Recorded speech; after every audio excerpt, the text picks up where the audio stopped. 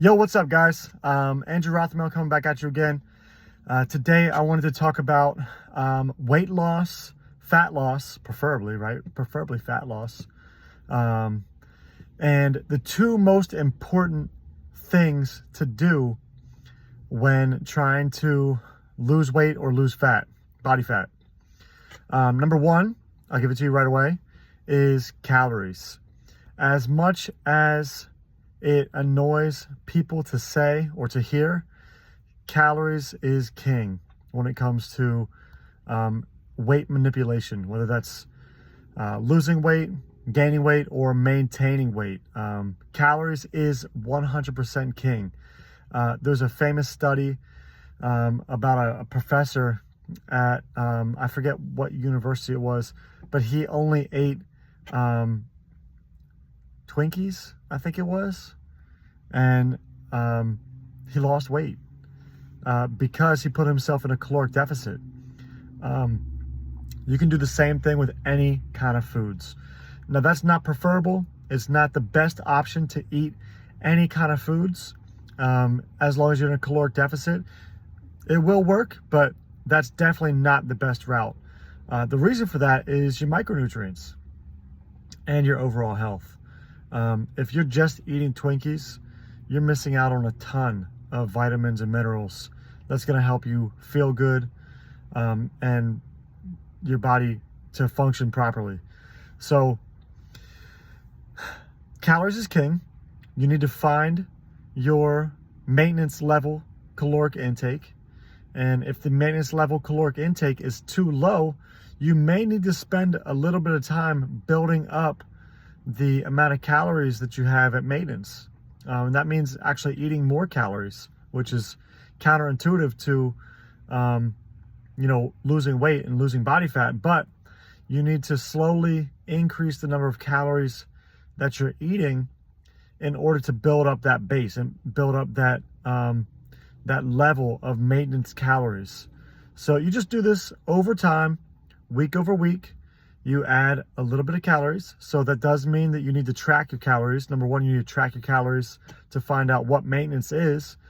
And then if maintenance is too low, I would say, if you're under 2,000 calories per day and you have a lot of weight to lose, it's going to be difficult to continue to lose weight with a low calorie diet. So I would build that calorie maintenance level up to at least 2,500 calories per day.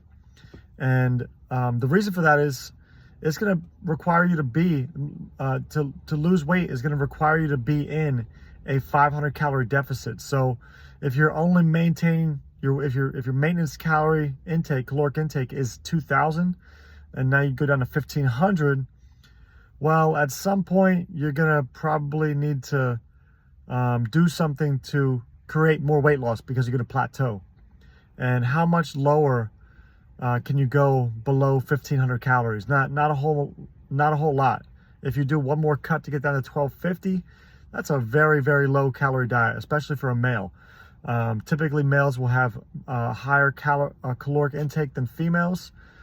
So maybe a female could get away with 1,250 for a little bit, but that's still a very low calorie diet and not suggestible. So again, if you want to lose weight, the first thing you need to do is find your maintenance caloric intake. Once you find your maintenance caloric intake, determine if it's too high or too low. Once you do that, if it's too low, you need to slowly add calories into your diet, 200, 250 at a time for a few weeks until you build that caloric maintenance level higher. You may gain a little bit of weight, but that's okay. It's not the end of the world. And then once you build it up, then you'll make that cut, first cut. Not too big, not too small, but you'll make a first cut, and that's number one. So calories, that's kind of how you start off with the calories in a weight loss or fat loss phase.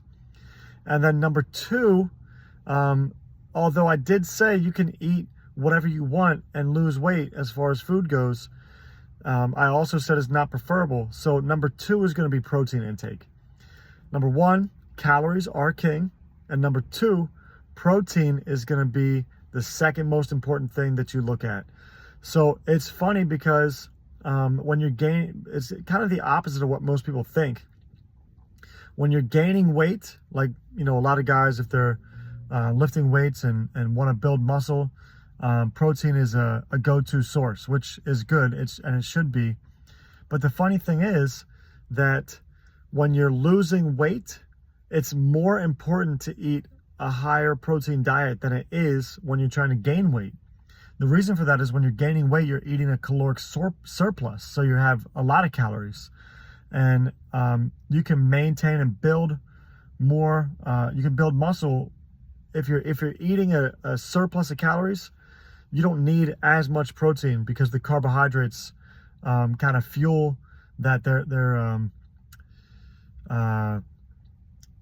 There's a term for that. I'm blanking on it right now.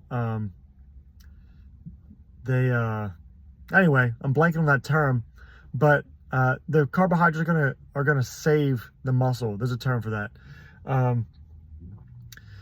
But when you're in a caloric deficit and you're not eating nearly as many calories, you need to maintain as much muscle mass as possible. And you're gonna do that through protein intake. So eating more protein is gonna be a better option for you. There's also something called thermogenic effect of food, which basically just means the amount of calories it requires your body, how many calories your body burns while digesting food. And protein is going to have a higher thermogenic effect than carbs or fats. So meaning that you're going to burn more calories by digesting protein than you will by digesting carbs or fats. Protein is also going to make you feel fuller for longer. If you just imagine eating the same amount of calories from a steak or a candy bar, right? Just say you have, 250 calories worth of steak, and you have 250 calories worth of a candy bar. Which one is going to make you feel fuller for longer, right? And if you don't want to use steak, you can say chicken, right? And if you don't want to use candy bar, you can say, cookies or candy or chips, whatever, cake. But you get the idea. 250 calories of chicken breast is going to make you feel a whole lot fuller for longer than the 250 calories from chips, right? Or one cupcake, something along those lines. So protein is going to save muscle, and muscle is important because it helps keep your metabolism higher. It burns more calories at rest. Protein is also going to make you feel fuller for longer, and protein is going to require more calories to digest than other macronutrient options like carbs or fats. So if your goal right now, because we're making our way through January, if your goal is to lose body weight, lose body fat, you need to do those two things right away. And let me give you one more tip here on the protein. How much protein should you eat? Well, the common wisdom, and it's funny because bro science ends up making its way to science at some point in a lot of cases. The bro science was always 1 gram of protein per pound of body weight, which is pretty much what the science came up with. There are some exceptions for people who are extremely heavy. If you're 300 pounds, it's going to be really, really difficult to eat 300 pounds or 300 grams of protein. So you may use lean body mass, which is basically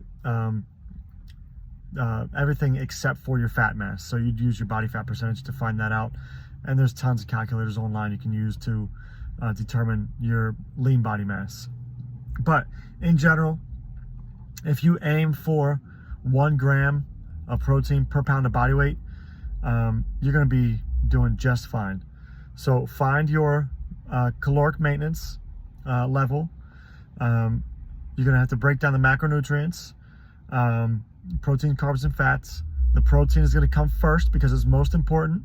So you're going to find your 1 gram per pound of body weight, and then you'll use about maybe 15-20% of your calories at minimum should come from fat to maintain hormonal levels, and then the remaining amount of calories can come from carbohydrates if you wish, or some kind of carbohydrate fat combination.